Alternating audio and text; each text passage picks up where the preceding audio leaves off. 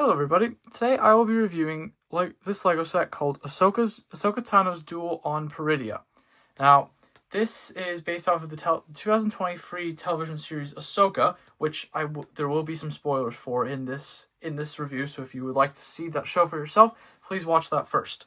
This set released in August 1st, 2024, comes with 382 pieces, 5 minifigures, and retails for MSRP for $54.99 USD. As of this video is being recorded on December 20th, 2025, this set retires in 11 days, so there may be some discounts for it, and if you could find it on good enough discount, I would recommend picking this up. However, I will go over the pros, cons, and just show you a detail of the build, but I think the first thing to note is the minifigures. Now let's start with this guy right here, which is the reason why a lot of people were excited for this set. Now, this here is Grand Admiral Thrawn, one of the main antagonists from Star Wars Rebels and one of the main antagonists from Ahsoka. He's known for his ruthless command. He was one of the main commanders of the Empire who was known for his tactics and being extremely powerful. He was eventually exiled to this planet Peridea, where some evildoers want to bring him back to lead the remains of the Empire in the television series. Now, the reason why, despite being, aside from being a fan favorite, the reason why this minifigure was super hyped is because the original, which released in the Phantom 2 set in, I believe, around 2017, that has become an extremely rare set and a very rare minifigure to an extent. I've seen listings for hundreds of dollars for the old version of Thrawn, so it is very, very nice to get him in a available set on shelves. Well, this minifigure is a little bit different from that original one. The skin tone is definitely lighter and seems to be more accurate to the live-action series rather than the animation series. The hair is the hair is similar on the Grand Admiral here, and as we can see, he has his badge here. He's got I believe are a little bit of inaccuracies with the little pen-like things on the side. He also has dual molded legs, which is extremely nice to see. He's got some back printing, and he has a small pistol to wield. He's got an angry expression here, and if we look at the back, he has a more neutral and cold and collected, calculated look on his face, which is very good for displaying the different sides of his character. Now, while I do wish this minifigure were a little bit more blue, it is accurate to the TV series, and despite being a little bit inaccurate, especially with the things on the side, I do think this is a very nice figure and definitely beats shelling out hundreds of dollars for just the figure. I'm going to let you guys take another look at him. Now, moving over here, the next minifigure, another very exciting one, we have Ezra Bridger. Now, for those of you who are familiar with the Clone Wars, he is the protagonist, but he does look quite different here because this is him depicted after years of exile on the planet of Peridea. He has some tattered robes, longer hair. This is a more realistic skin tone, and he has nearly solid blue eyes, indicating his force powers, and he has a blue lightsaber, which is the one that he makes in the TV series, as normally he's shown using an either blue goggles and gun piece, or a green lightsaber. Now, taking a closer look, I really like how the printing extends down onto the legs, making him look like he has a robe. He has a lot of robes. He's almost got what looks to be chainmail under there, which very much ties into the medieval themes of the Ahsoka TV series that is loved by Dave Filoni. The robes extend around the back as well as this cloth acting almost like a belt. He's got these dark brown legs, which I think blend very nice and look like a rugged traveler in exile. I also really do like despite the fact that it's controversial with the new style that LEGO's been doing with pupils, I don't think it looks very bad on this minifigure. And I also very much like the hair.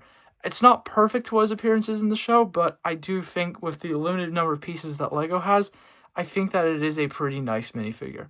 Now, to quickly show you the other face print, this one's definitely a more angry face print. Maybe he's supposed to be in battle during this one. Now moving to the next one. This is a brand new character from the Ahsoka series, who we did get in another set, but this one is definitely her more iconic look. This is the witch, the Night Sister witch, Morgan Elsbeth. Now, Morgan in the television series was one of the main antagonists, as she tried to communicate with the Night Sisters on Peridea, go there and bring Thrawn back to the main galaxy that we all know and love. And when she does this, the Night Sisters reward her by giving her these facial markings and allowing her to use the sword of Talzin. Now, if you guys remember, Mother Talzin is the leader of the Night Sisters in Star Wars The Clone Wars and was a very famous character. And this is supposed to be her blade. I think this is a very, very good use of pieces because it looks more like a cutlass in the show. And I think that they got that idea across here. I like how they use numerous pieces so it doesn't really look like just a simple blade or a lightsaber. It feels like a mystical Night Sister sword. Now, her hair is in this nice braid back, which looks similar to her appearance in the television series, and I think works a lot for her character. As we can see closer, she got her red robes, this belt, and what looks to be a little bit of a tracker on her belt. She doesn't have anything special on her legs. They are just solid black legs, but considering her appearance in the show, I don't think it's very bad because I do have a tendency where I do have a tendency to not like non-printed legs, but I think in this case it works. If we look on the other side of her face, she still has the marks, just with a more calm expression. I would have appreciated seeing one without the marks. However, I do think it makes this figure feel extra special. Now, moving on to our Trooper minifigure. This is the Night Trooper. I believe that's what they're called. And these are essentially zombified stormtroopers that were reanimated with Night Sister magic. As you can see, their armor is very cracked up. They've got gold marks where the cracks have been, which mimics a Japanese style of fixing things and preserving its flaws and showing a history of something. But I think that's a really good incorporation, as well as all these reds, similar to Morgan Elsbeth's robes, implying this is probably the work of the Night Sisters. We've got these red wraps all around the armor, and as we can see, it's a little bit uneven here on this printed part. They obviously have the standard Stormtrooper gun. This is same shape of the Stormtroopers, just with extra damage and this cloth again wrapping around it.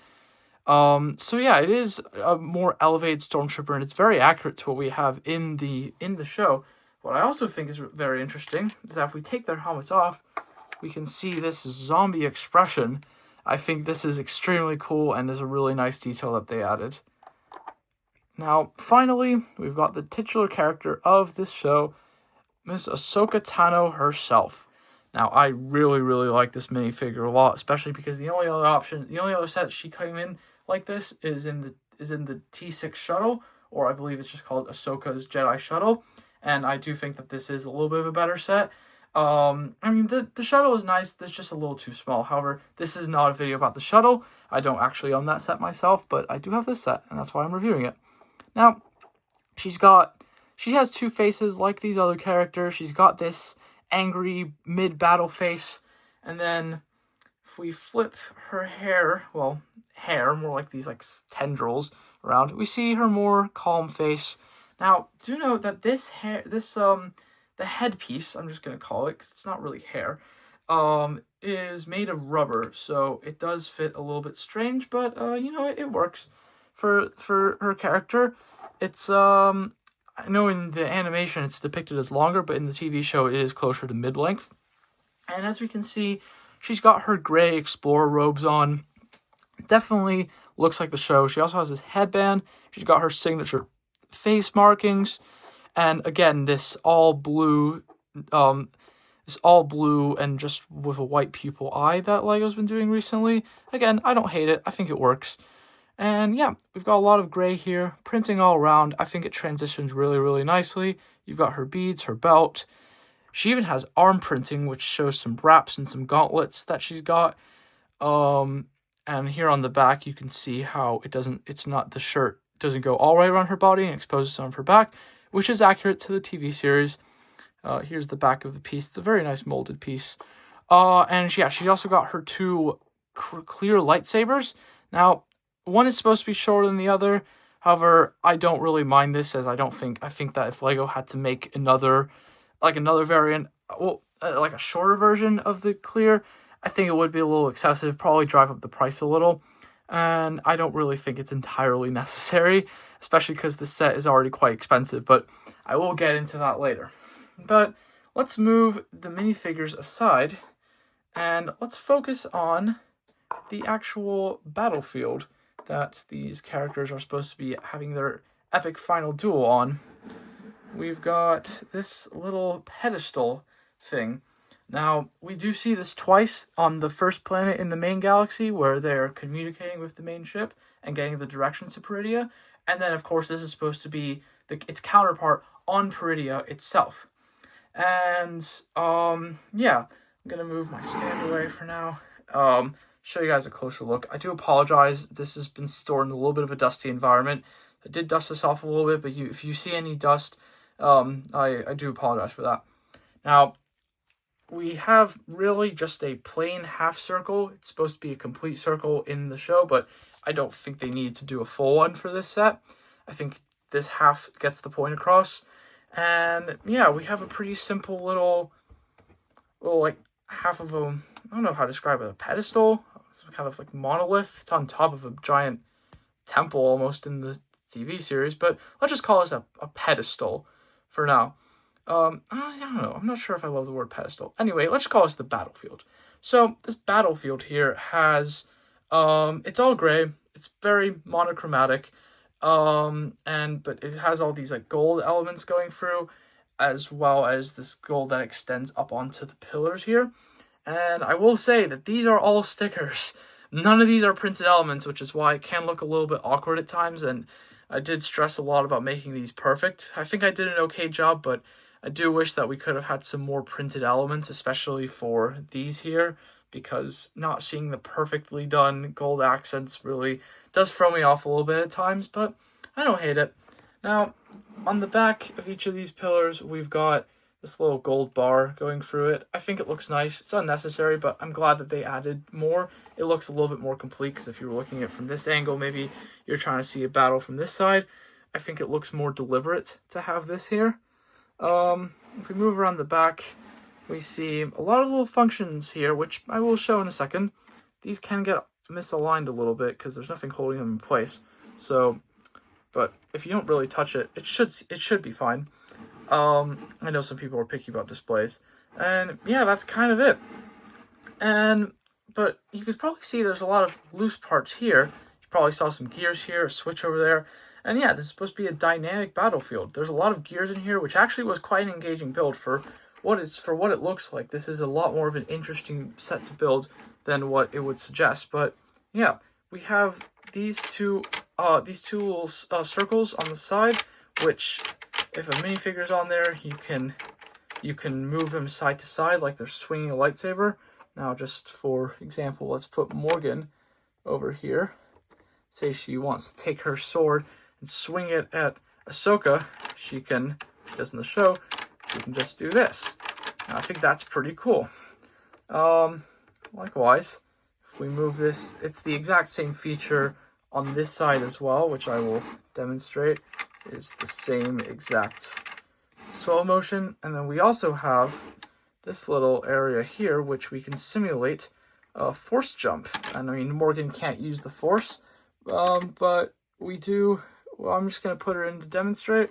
If we flick the lever, she'll go flying off, which I think is pretty cool if you want to simulate a force jump, or maybe Ahsoka or Ezra is using one of their force powers to throw someone off the edge. I think that is pretty nice. And yeah, overall, I think this is a really, really nice battlefield and a really cool display piece, but I do think we need to address some of the negatives of the set. Without these guys, it's really just a boring old gray slab. Now, the stickers are a little bit tedious, but like even if you just have this on the shelf, it's not the most intriguing. It's not the most iconic of Star Wars locations either. It's really just a gray slab with some pillars on it. I mean, look, if we attach, like, you can make this so much more interesting if you attach a Stormtrooper here. We can have Thrawn surveying on the side. We have a little battle in the middle with Ezra over here. We could put Ahsoka over here. And we could put Morgan to complete the circle of our heroes and villains. Now this just looks way cooler, but if you take away the minifigures, there's really not that much to it. And that makes me kind of sad, especially considering this set is not cheap either. $55 for only 382 pieces is egregious, especially because so many of these are tiny little parts and little gear bits inside. So I would say that, I mean, if this were like 10 years ago, I would see maybe like $30 for this set. And look, considering inflation and the fact that there are some really good quality minifigures here, I could even see 35. However, to go $20 past that is just ridiculous. I mean, luckily, at the time of this video, which is December 2025, only about 2 weeks before the set is set to retire, I believe you could find this on sale for closer to around $30 to $35. So that's a good thing, but when this set came out, this was so expensive. And I did receive this as a gift shortly after it released, which I was very grateful for. But, you know, I really like this. I just could not justify paying such a hefty sum for it. And yeah, so besides, and especially because, you know, the final product, again, it's a basic, I hate to say it, but it's a grave slab, some pillars, and a bunch of minifigures. I mean, it doesn't really go so far to justify nearly $60 if you're paying with taxes in the United States for this. However, if you like the show Ahsoka, Star Wars in general, and you can get a good deal on this one, I'd suggest picking it up. I think that these figures are amazing. If you're interested in the value of figures, you obviously have the Thrawn minifigure, which is sure to raise in value. I mean, like I said, that other one can reach prices of $200 to $300, possibly more depending on condition. I'm not sure. I haven't really checked prices in a while. But a lot of the figures are exclusive. I mean, Morgan only came in the E-Wing and Shinhati Starfighter set in a different version, so this variant is exclusive. Ahsoka only comes in 2 sets in this form. Thrawn is exclusive. Ezra is Ezra is also exclusive. The Stormtrooper, the Night Stormtrooper, the Night Trooper, is not exclusive, but does come in a battle pack. So that's really the only minifigure that I'd say you'd be missing out on if you didn't pick this set up. So overall, this is a nice set that has a lot of glaring flaws, but I believe in the current state, and if you really love Star Wars, I think I would recommend this.